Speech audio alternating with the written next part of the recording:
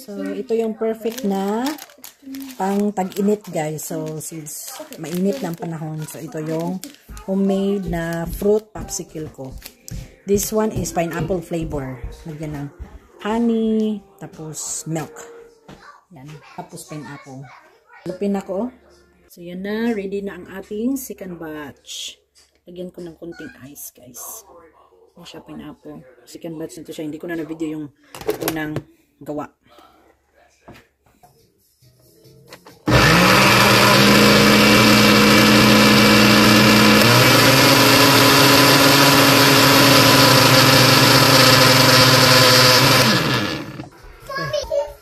So, ito yung ginagawa ko, guys, before na ako.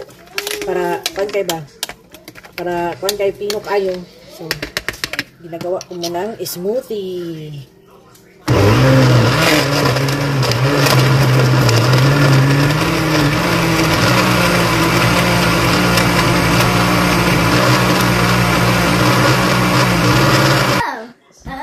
So, ayan na siya, guys. Ano siya? Pino na kayo. Ato nang ibutan sa itong cellophane. So, ilagay na natin siya sa cellophane, guys. Ano siya? Yung, pagbili ko nito, guys, yung cellophane, mayroon na siyang imbudo. Imbudo na ano. Silicone ba tawag niyan? Hey, no fighting, please.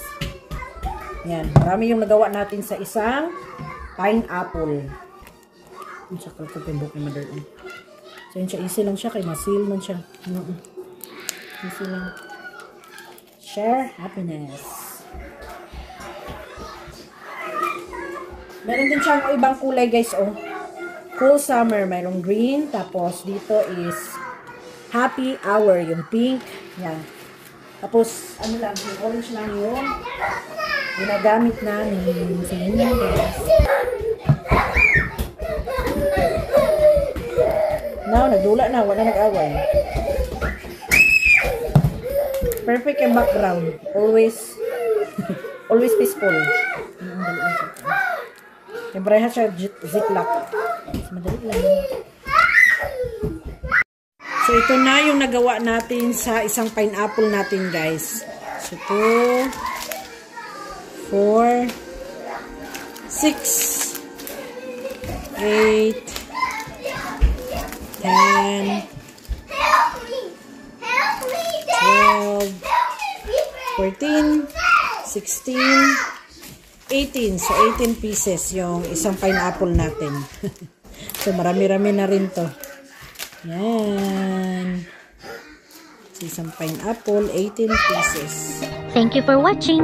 Gunta, magkita-kita pa kita sa sunod na higayon. God bless everyone.